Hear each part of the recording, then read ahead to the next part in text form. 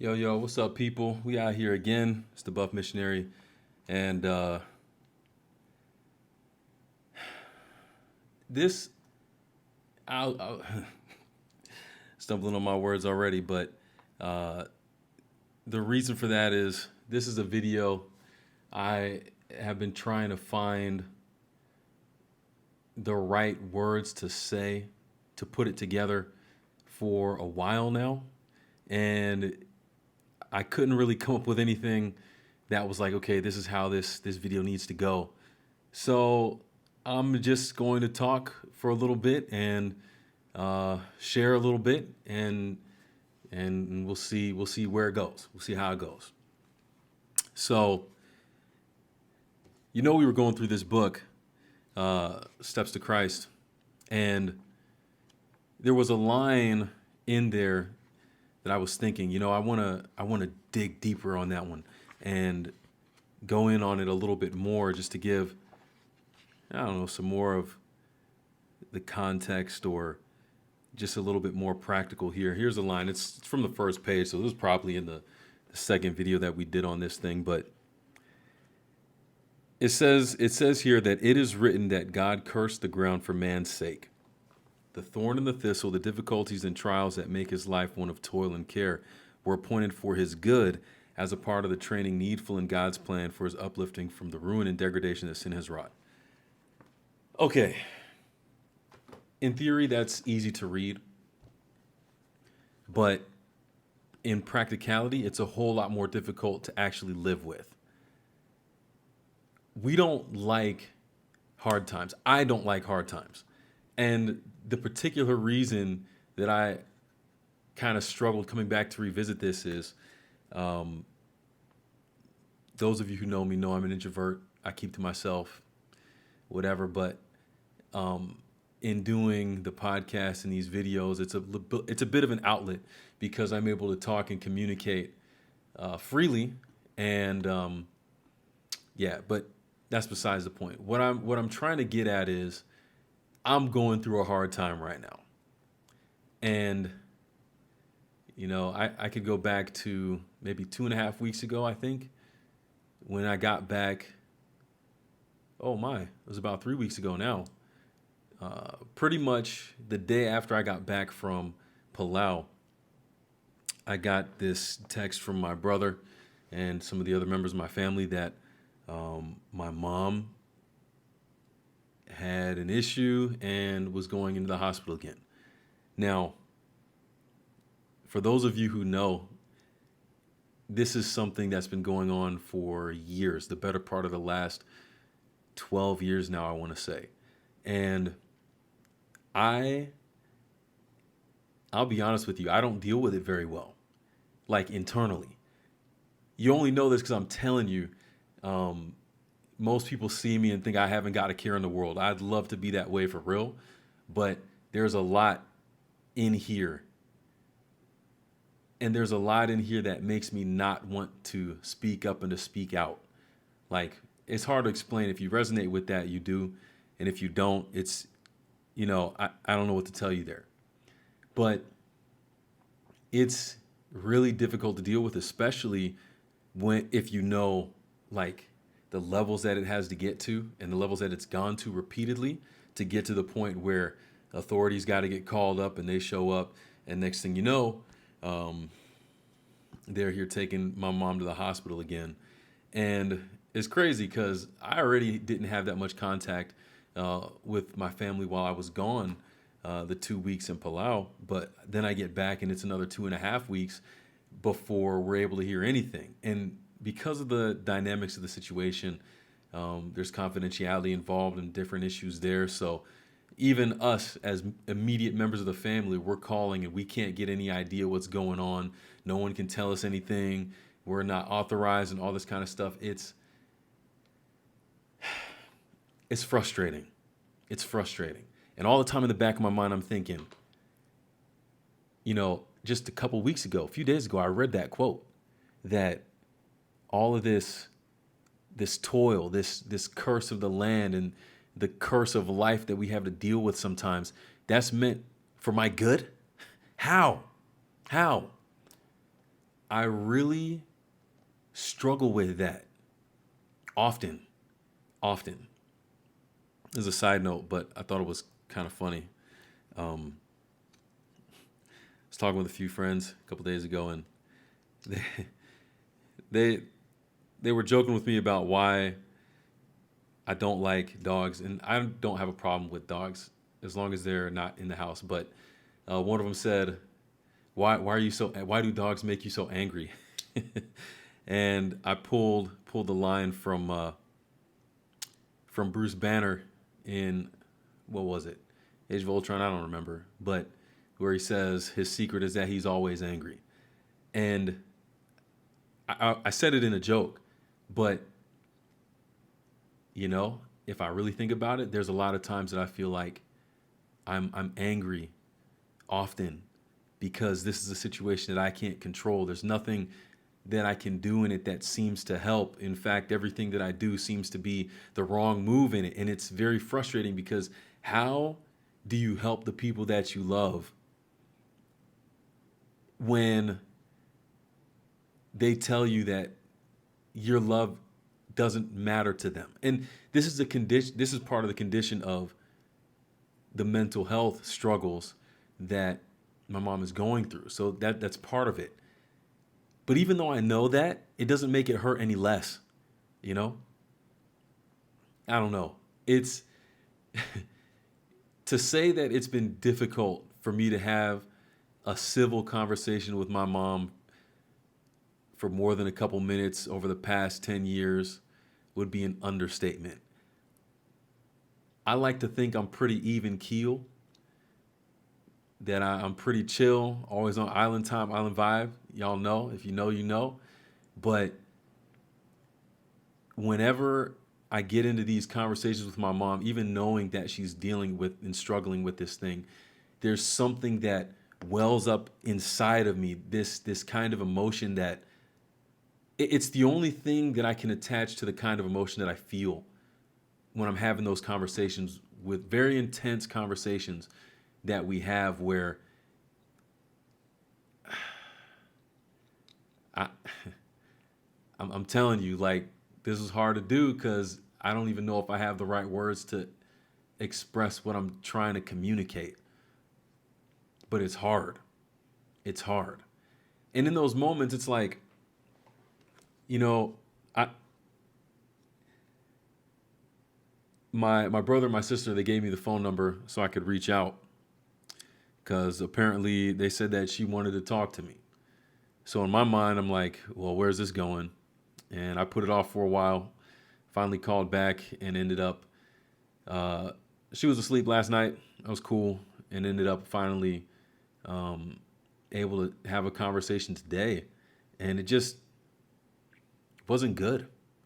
It wasn't good. I'm not gonna repeat all the stuff that was said on both sides, um, but it was hard, and I find myself increasingly frustrated that the efforts that I'm making to try to help are looked at as, you hate me and that's why you're saying this. You don't care about me, so that's why you're doing this.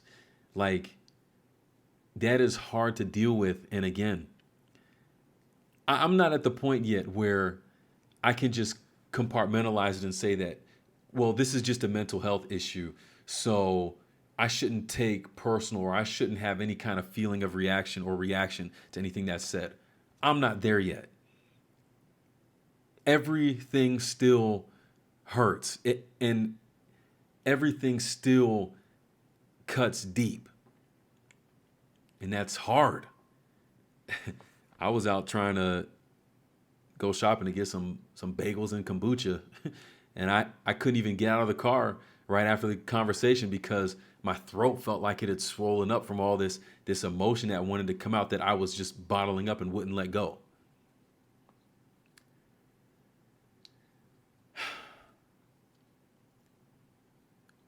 But the more I thought about it and the more I think about it, either this stuff is true or it isn't. Either this message of hope, this what we call the gospel, Either it is good news or it's not. So somehow I have to be able to think outside of and beyond my circumstance to see the truth in that. And I'm not making this video to tell you that I have. The reason it's so difficult is because I'm not there yet. But I did have a little breakthrough, at least in my thinking about the situation and how I view God. One of the things that frustrates me the most, I'm kind of a logical thinker, so it's like, well, if you do this, and if you put this input in, you can expect that kind of output. And it's just like, the grind don't stop. You guys know me. It's like that with working out. It's like that with school, with work. It doesn't matter how much work I have to do. If I put the work in, I know I'm going to get a good result out of it. It doesn't matter. I just put my head down and I get the job done. Everybody's mind doesn't work like that, especially not one that's struggling through mental illness. For me, it doesn't make any sense why it's so hard to take the medicine that you need to take to put you in the best position to be at your best, or even to put you in the position to have the opportunity, just the chance to experience reality on a normal level. That's hard for me to process. It's hard for me to compute. And when you've said that exact same thing to somebody that you care about and you want to see them have a sense of normalcy, you want to see them be able to experience the love of immediate family and the people around them, it's so frustrating to deal with, and it makes me angry. But I thought about it and I was like, man, why is it that I think this way? I tell you what, I may need a counselor for all this. It'd probably be a good idea, but I do have a lot of great mentors and a lot of people who have given me a lot of good advice over the years. So even though I have the feelings in that moment, I always like to try to go back, as I've been advised to do, and take a look at the situation, ask why I'm responding this way, and not just why is this situation like this. So the more I thought about it, I realized there's a reason that I have this perspective of this issue. Because when I thought back to myself, it's like, man, we're all sinners, right? And if you're trying to do the right thing, if you're trying to be good, it's really frustrating and annoying when you make a mistake, especially if you know you didn't really have to do it, And like sometimes I feel like that. I'll say something I shouldn't have said, do something I shouldn't have done, like, and it's like, man, Corey, come on, man, you're better than that. Just keep it simple and do what you know you're supposed to do to get the result that you're looking for. Like, there's no shortcuts. And there's almost that feeling of, you can end up having a feeling of where you're resenting yourself for who you are because you feel like you can't get over the hump, or you can't do that thing you're trying to do, or you can't avoid the mistakes you've been trying to avoid. It's hard for you to form good habits. You can't break the bad habits, whatever it is. You can begin to, if you stay there, you can begin to resent yourself. But what's that really a reflection of? I noticed that to a degree, it's a reflection of how I have this picture of how God views me. It's like, I know that we're not perfect.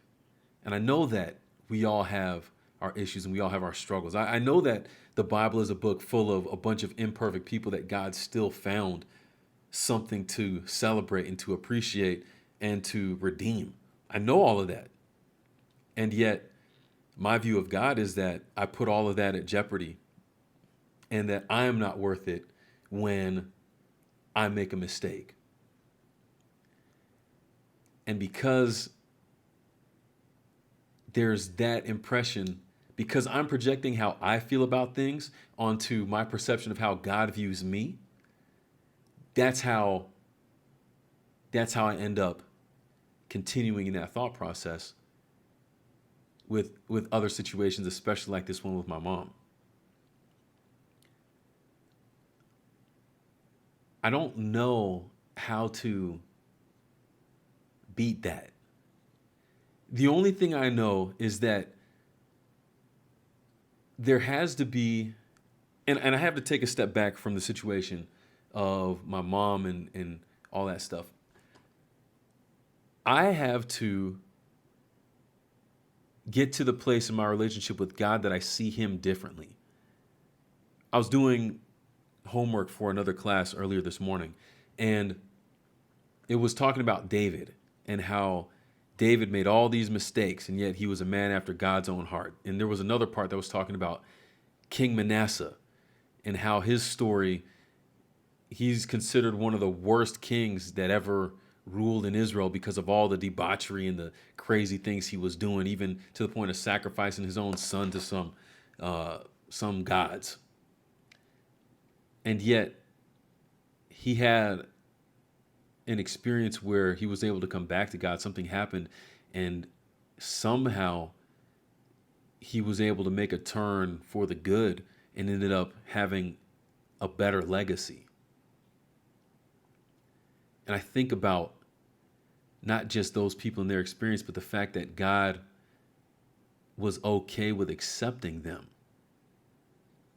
And somehow,